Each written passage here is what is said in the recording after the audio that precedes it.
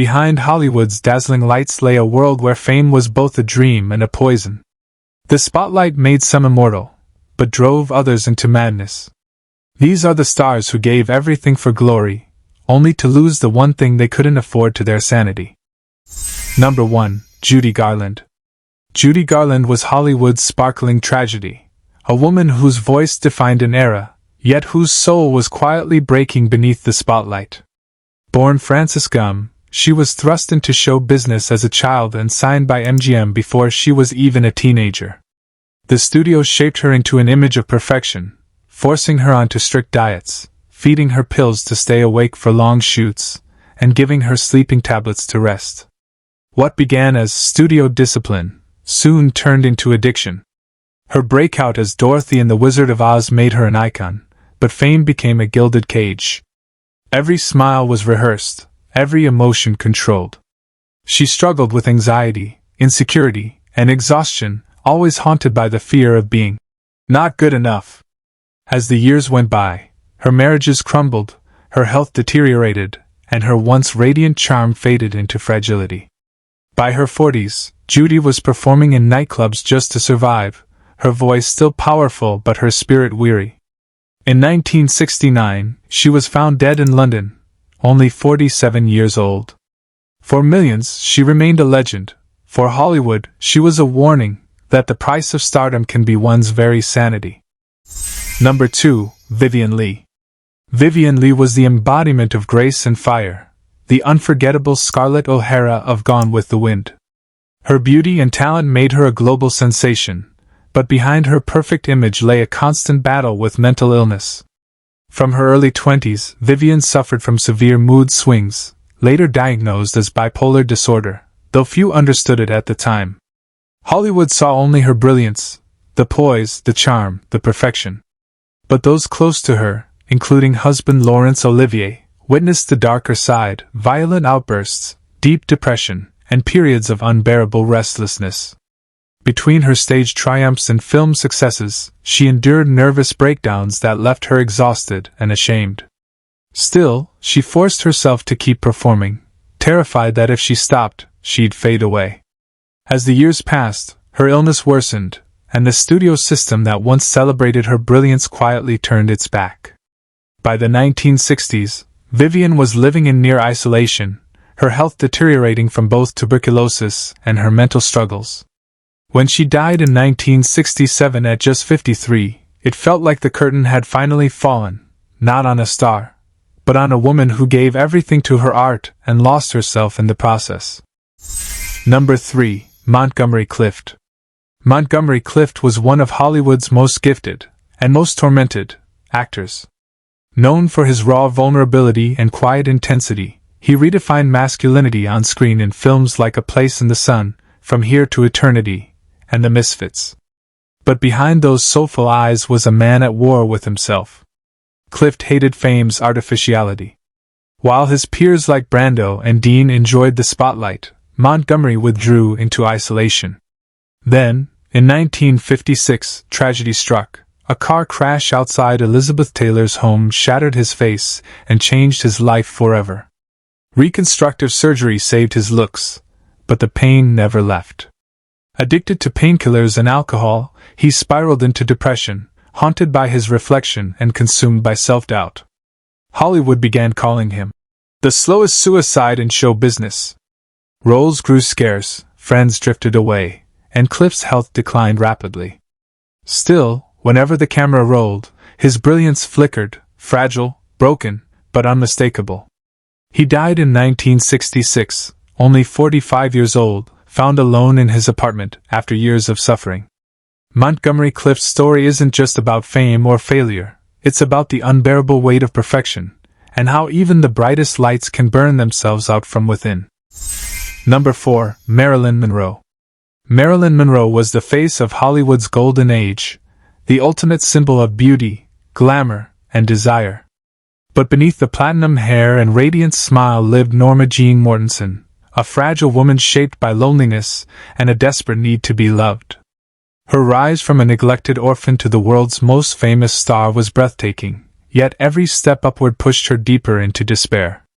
The studios turned her into a fantasy, molding her into the perfect blonde bombshell. But Marilyn longed to be taken seriously, to be seen not just as a body, but as an actress with depth.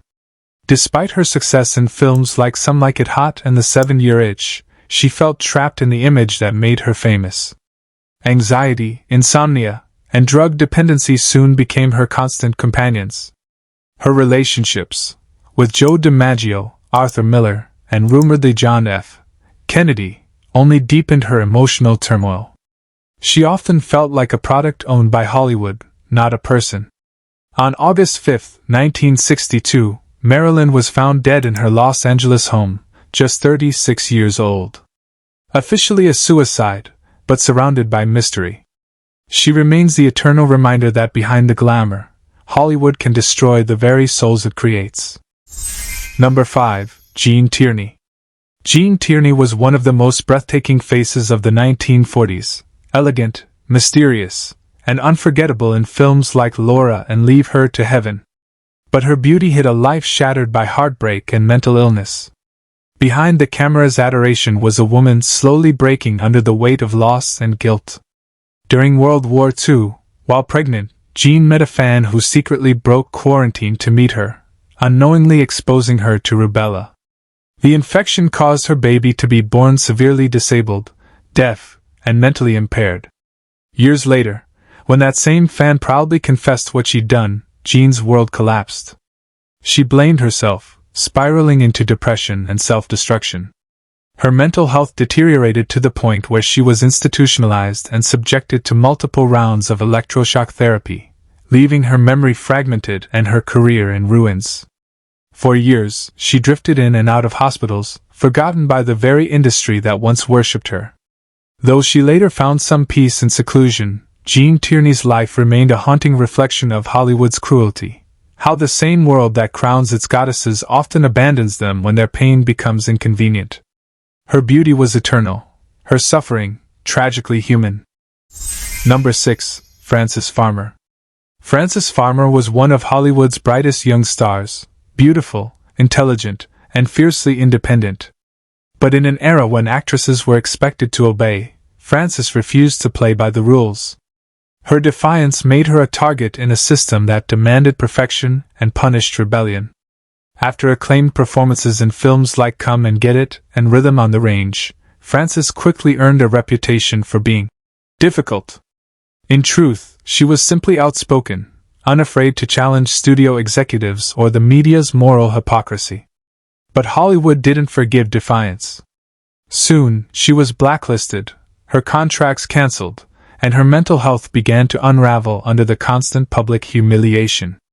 A series of arrests and emotional breakdowns followed, leading to years of institutionalization.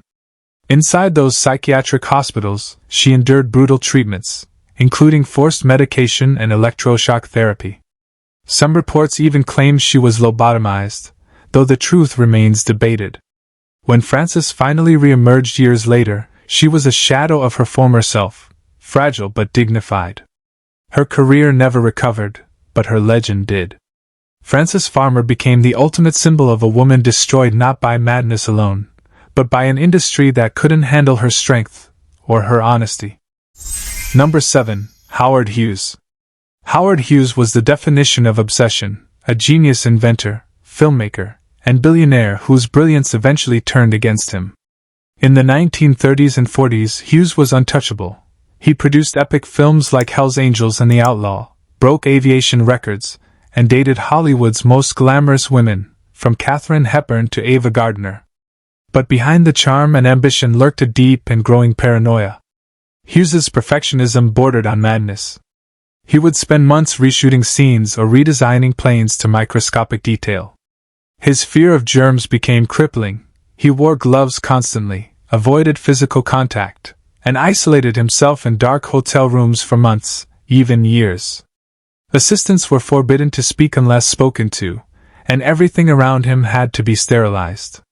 By the 1950s, his empire was vast, but his mind was collapsing. He retreated completely from public life, living in penthouse suites with the curtains sealed and his body wasting away. When he died in 1976, his once handsome figure was unrecognizable, thin, frail, and consumed by the ghosts of his own obsessions. Howard Hughes remains one of Hollywood's most haunting figures, proof that genius and madness can exist on the same razor's edge, and that power offers no escape from fear. Number 8. Peter Lorre. Peter Lorre was one of cinema's most distinctive faces. The bulging eyes, the nervous smile, the eerie voice that made him unforgettable in films like M. 1931, The Maltese Falcon, and Casablanca. But behind his strange charm and wicked humor was a man tormented by addiction, loneliness, and the emotional scars of exile. Born in Austria-Hungary, Lorre rose to fame in Germany playing a child murderer in M., a role so disturbing that it followed him for life. When the Nazis came to power, his Jewish heritage forced him to flee Europe, leaving behind his family, language, and identity. In Hollywood, he became typecast as the sinister villain, brilliant, yes, but trapped in roles that reflected his inner torment. Haunted by anxiety and chronic insomnia, Lorre turned to morphine, prescribed after a surgery, and quickly became dependent. His addiction eroded his health and career, though he kept working through sheer willpower and dark wit. Even his friends, like Humphrey Bogart, noticed the growing sadness behind his humor. By the 1960s, his body was frail, his career fading. Peter Lorre died in 1964 at just 59, a victim of both his inner demons and an industry that thrived on his pain. His haunting eyes still linger, forever reflecting the madness Hollywood could never cure. Number 9. Jean Seberg. Jean Seberg was Hollywood's golden promise, a fresh-faced Iowa girl chosen by Otto Preminger to be a star. At just 17, she was thrust into fame with St. Joan, 1957, but critics tore her apart, mocking her inexperience and looks. The humiliation scarred her deeply. Then came Breathless, 1960, the French New Wave masterpiece that turned her into an international icon, fragile, beautiful, and hauntingly real. But Jean's fame brought more pain than joy.